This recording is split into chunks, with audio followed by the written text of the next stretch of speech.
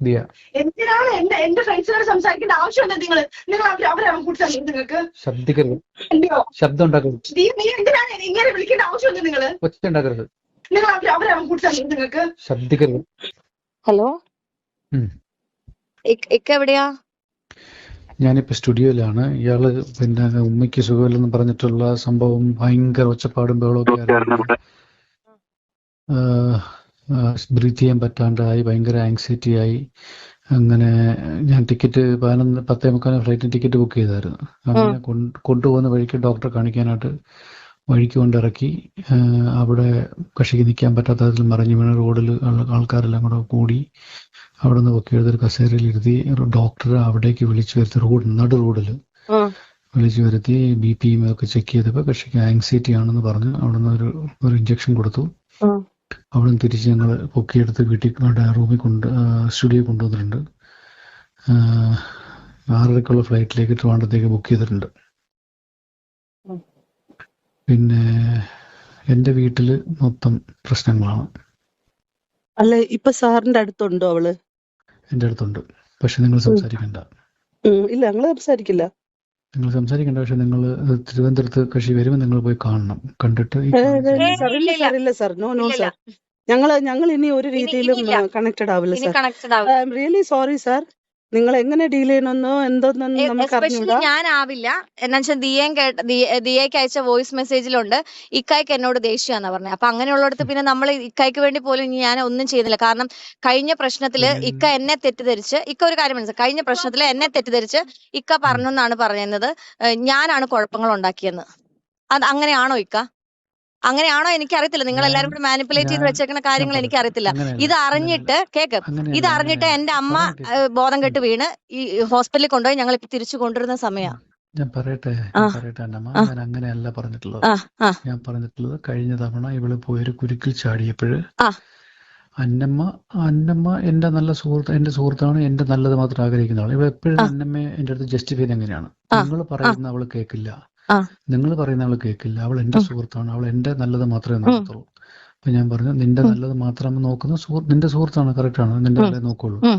പക്ഷേ നമ്മളൊരു കുഴിയിൽ ചാടുമ്പോൾ നെല്ലും പതിരും പറഞ്ഞു കൊടുക്കണ്ടേ?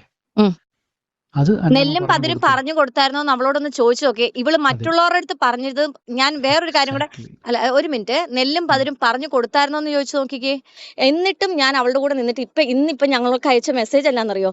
ഇക്കാടെ കൂടത്തില് ഞങ്ങള് എന്താ പറയാ, അവൾക്ക് ആവശ്യമില്ലാത്ത കാര്യങ്ങള് എന്താ പറഞ്ഞു കൊടുത്ത് അവളെ ഞാൻ ഇക്കാനെയും കൂടെ തെറ്റിക്കുവാണ്, ഞാൻ മാനിപ്പുലേറ്റ് ചെയ്ത് ഞാൻ ഇക്കാനെയും അവളെയും കൂടെ തെറ്റിക്കാൻ വേണ്ടിയിട്ട് ഞാൻ പല കാര്യങ്ങൾ ചെയ്യുന്നു ഇവള് സ്പീക്കർ ഇട്ട് ഞങ്ങൾ പറഞ്ഞുകൊണ്ടിരുന്നപ്പോഴാണ് മമ്മിക്ക് വയ്യാണ്ടായത്. അറിയാവോ ഇക്ക? എന്റെ അമ്മയ്ക്ക് സ്ട്രോക്ക് വന്ന് കഴിഞ്ഞ പ്രാവശ്യം ഹോസ്പിറ്റലായതാ. ഇനി ഞാൻ അവളുമായിട്ട് യാതൊരു ബന്ധവുമില്ല. കാരണം എനിക്കിനി നിങ്ങളുടെ ഇതിൽ ഇടപെട്ട് എനിക്ക് പഴി കേൾക്കാൻ വയ്യ. കാരണം എനിക്ക് എന്റെ ലൈഫുണ്ട്. ഞാൻ വളരെ സ്ട്രെയിറ്റ് ആയിട്ട്, അല്ല ഇക്ക ഒരു കാര്യം മനസ്സിലാക്കണം, 10 വർഷം ഞാൻ ഈ ഇൻഡസ്ട്രിയിൽ നിന്നല്ല, ഞാൻ വളരെ സ്ട്രെയിറ്റ് ആയിട്ട്. എന്റെ ഫാമിലി അങ്ങനെ അല്ല. ഇക്കായ്ക്ക് ഇക്കായുടെ ഫാമിലി വലുതല്ലേ.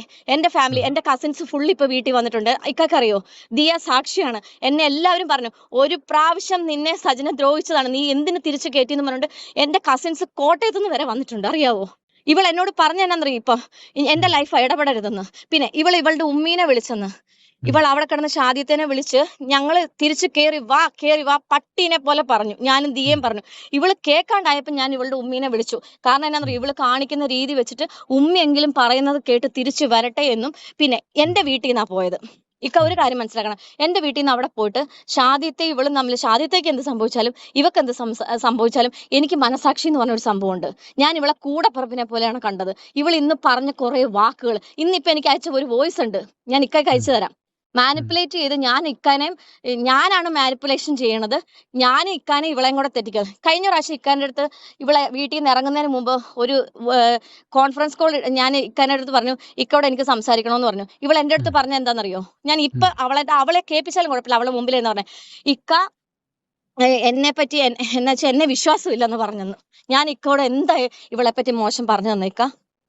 ദൈവത്തിന് നിരക്കാത്ത എന്തെങ്കിലും കാര്യം ഞാൻ പറഞ്ഞു തന്നിട്ടുണ്ടെങ്കിൽ, അല്ല ദൈവത്തിന് ഞാൻ ഈ നിമിഷം വരെ, ഞാൻ ദിയ ഉണ്ട്, എല്ലാവരും ഉണ്ട്, ഞാനൊരു കാര്യം പറയും, ഇന്ന് ഈ നിമിഷം വരെ അവളുടെ നല്ലത് മാത്രം ആഗ്രഹിച്ച് കൂടെ നിന്നവളാ. പക്ഷെ ഇവൾ ഇങ്ങനെ പറഞ്ഞു കഴിഞ്ഞാൽ ഞാൻ ദൈവത്തിനും കർമ്മയ്ക്കോ വിട്ടുകൊടുക്കുന്നത്. എന്നെ വേദനിപ്പിച്ചവരെല്ലാം വിഷമിപ്പിച്ചിട്ടുണ്ടെന്ന് എനിക്ക് നന്നായിട്ട് അറിയാം. കാരണം ഞാൻ അത് കർമ്മയ്ക്ക് ഞാനൊരു കാര്യം പറയട്ടെ, ഒരു മിനിറ്റ്. രണ്ട് കാര്യങ്ങൾ എനിക്കിന്ന് നല്ല രീതിയിൽ പ്രശ്നം ഉണ്ടാക്കി. ഞാനിനി ഒരിക്കലും സജനയായിട്ട് കണക്ഷൻ ഉണ്ടാവില്ല എന്ന് തീരുമാനം എടുത്ത സമയം അതായിരുന്നു. രാവിലത്തെ കോൾ വന്ന സമയത്ത് അവൾ എന്റെ അടുത്ത് നിന്നുകൊണ്ട് എനിക്ക് റിലേഷൻഷിപ്പ് തുടരണ്ട, എനിക്ക് 3 കോടി മതി. ഒന്ന്. രണ്ടാമത്തെ കാര്യം എന്ന് പറഞ്ഞത്, അവളോട് പറഞ്ഞു, നീ പ്രശ്നം ഉണ്ടാക്കല്ലേ, അവർക്ക് ഏതെങ്കിലും രീതിയിൽ വല്ലതും പറ്റിപ്പോയി കഴിഞ്ഞാൽ നമ്മൾ സമാധാനം പറയേണ്ടി വരും. എന്റെ പൊന്നു മോളെ, നീ കാല് പിടിച്ച് പറയണം, നീ ഇങ്ങ് വാന്ന് പറഞ്ഞപ്പോ പറയണേ അവര് മരിച്ചാലും എനിക്ക് പ്രശ്നമില്ല. ഈ 2 സ്റ്റേറ്റ്മെന്റ് കേട്ടതോടുകൂടി ഞാൻ അവളുടെ മനസാക്ഷിയെ ഞാൻ മനസ്സിലാക്കി. എനിക്ക് അങ്ങനത്തെ മനുഷ്യപ്പറ്റില്ലാത്ത ഒരാളുമായിട്ട് ഒരു തരത്തിലുള്ള ഒരു ബന്ധവും എനിക്ക് വേണ്ട. പിന്നെ ഈ അന്നമ്മയും ഞാനും ആകെ കാണുന്നത് ലാസ്റ്റ് ടൈം തിരുവനന്തപുരത്ത് വന്ന സമയത്താണ്. അവൾ എനിക്ക് ഒരു വോയിസ് മെസ്സേജ് അയച്ചിരിക്കുന്നത്, നീ അന്നമ്മേനെ പറ്റി പറഞ്ഞ കാര്യങ്ങളൊന്നും ഞാൻ ഇതുവരെ അവളുടെ അടുത്ത് പറഞ്ഞിട്ടില്ലെന്ന്. എനിക്ക് ഇവരുമായിട്ടൊന്നും, എനിക്ക് ഈ പറഞ്ഞ അന്നമ്മയായിട്ട് പോലും എനിക്ക് ബന്ധമില്ല. ഞാൻ സജിന ഉണ്ടെന്ന് കരുതിയിട്ടാണ് ഇന്ന് അന്നമ്മയുടെ ഫ്ലാറ്റിൽ പോലും വന്നത്. ഞാൻ ഇന്ന് ഈ നിമിഷമാണെങ്കിൽ ഈ നിമിഷം ഇവിടെ നിന്ന് മാറും. എനിക്ക് അന്നമ്മയല്ല, എനിക്ക് ഇമ്പോർട്ടൻസും ഇല്ല അന്നമ്മ. ഞാൻ അവളെ മുമ്പിലിരുന്ന് തന്നെ അത് പറയുന്നത്. പക്ഷേ അവള് ഓരോ സാധനങ്ങളും ക്രിയേറ്റ് ചെയ്തുകൊണ്ടിരിക്കുന്ന ഈ സാധനം കാണുമ്പോൾ എന്നോടും പറയുന്നത്, നിങ്ങൾ പരസ്പരം അങ്ങോട്ടും ഇങ്ങോട്ടും മാറിയും തിരിച്ചും എന്റെ ലൈഫിനാണ് അത് പ്രശ്നമായിക്കൊണ്ടിരിക്കുന്നത്. ഞാനൊരു കാര്യം പറയാം, നിങ്ങൾ രണ്ടുപേരും ഒരു കാര്യം മനസ്സിലാക്കുക, നിങ്ങൾ രണ്ടുപേരും അയാളുടെ സുഹൃത്തുക്കളാണ്. അപ്പൊ എന്തുമാത്രം എനിക്ക് നിങ്ങളോട് പറയാൻ പറ്റുന്ന എനിക്ക് അറിയത്തില്ല സാർ. ഞാനിപ്പോ പറയാം, ഞങ്ങളിപ്പോ പറയാണ്, ഷാദിത്തായിട്ട് ബന്ധപ്പെട്ടിട്ട് അവർക്ക് എന്തെങ്കിലും സഹായം നമ്മളിൽ നിന്ന് ആവശ്യമുണ്ടോ? ഞാൻ ഇപ്പോഴും നിങ്ങളൊപ്പം അല്ല നിൽക്കുന്നത്. ഞാൻ പറയണം, കാരണം നിങ്ങളും കൂടെ കാരണം തന്നെയാണ് അവളുടെ റിലേഷൻഷിപ്പിനകത്തുള്ളത്. അത് നിങ്ങൾ മാത്രം തീരുമാനിച്ച് എന്താന്ന് വെച്ചാൽ ആയിക്കോ. പക്ഷെ ഒരു സ്ത്രീയും 2 മക്കളും ഇത് അനുഭവിക്കുമ്പോ ആസ് ആൻ ആക്ടിവിസ്റ്റ്, ഞാൻ എന്റെ എത്തിക്സ് എന്ന് പറയുന്നത് ഇതല്ല. എന്റേതെന്ന് പറഞ്ഞാൽ ഞാൻ അവരൊപ്പം നിൽക്കുക എന്നുള്ളതാണ്. അതുകൊണ്ടാണ് സാർ എന്റെ അടുത്ത് പറഞ്ഞ സമയത്ത് ഞാൻ പറഞ്ഞു, സാർ അവരെന്താവശ്യപ്പെട്ട് സംസാരിച്ചാലും ഞാൻ അവരൊപ്പം നിൽക്കുമെന്ന് പറഞ്ഞത്. ഞാൻ ഒരിക്കലും നിങ്ങളൊപ്പം അല്ല നിൽക്കുന്നത്. ഞാൻ പക്ഷേ ആ സ്ത്രീക്കൊപ്പം ഞാൻ നിൽക്കും, നിങ്ങളെ ഭാര്യയ്ക്കൊപ്പം ഞാൻ നിൽക്കും. അവർ അത്രയും കണ്ടീഷനിൽ ഹെൽത്ത് പ്രശ്നമായി നിൽക്കുന്ന അവരെ കൺസിഡർ ചെയ്യാൻ പറ്റാത്ത സജനയുടെ മനസാക്ഷി എനിക്ക് ഒരിക്കലും അംഗീകരിക്കാൻ പറ്റത്തില്ല. പിന്നെ ഞാൻ പറഞ്ഞുതരാം സാർ, അവൾ ആങ്സൈറ്റിയോ അവള് പ്രശ്നമോ, അവളെ ഞങ്ങളടുത്ത് മെസ്സേജ് അയച്ചോ അവൾ ആത്മഹത്യ ചെയ്യാൻ പറഞ്ഞു, ഞങ്ങൾക്ക് ഒരു പ്രശ്നമില്ല. ഞാൻ അങ്ങനെ ഇനി ഒന്നുകൂടെ എൻ്റെ അടുത്ത് വന്നാൽ ഞാൻ അപ്പൊ പോലീസ് സ്റ്റേഷനിൽ വിളിച്ചറിയിക്കും. എന്റെ ഒരു ഫ്രണ്ട് ഇന്നടുത്തുകൊണ്ട് അവൾ എന്റെ അടുത്ത് ആത്മഹത്യ ചെയ്യാണെന്ന് പറയാണ്. സാർ ആ കുട്ടിയെ രക്ഷിക്കണം, എനിക്ക് ഇതേ ലാസ്റ്റ് ചെയ്യാൻ വേണ്ടി പറ്റത്തുള്ളൂ, അതിലപ്പുറത്തൊന്നുമില്ല. സാറ് നമ്മൾ പറയും, ഞങ്ങൾ ഇതുവരെയും സാറിന്റെ അടുത്ത് ഈ രീതിയിൽ, ഞാൻ സാറിന്റെ അടുത്ത് ഒപ്പോസ് ചെയ്ത് ഒരു തരത്തിലും ഞാൻ സംസാരിച്ചിട്ടില്ല. പക്ഷെ എനിക്ക് വളരെ വലിയ വിഷമം ഉണ്ടാക്കിയ സാഹചര്യമാണ്. കാരണം അവളുടെ റിലേഷൻഷിപ്പിൽ പ്രശ്നം ഉണ്ടാക്കരുതെന്ന് കരുതിയിട്ടാണ് അവൾക്ക് ഒപ്പമാണ് ഞങ്ങൾ നിന്നിട്ടുള്ളത്. അവൾ ഇങ്ങ് വാന്ന് പറഞ്ഞത് അവളുടെ ഹെൽത്തിനെ ഒന്നും വരരുതെന്ന് വിചാരിച്ചു. ഒരു മിനിറ്റ്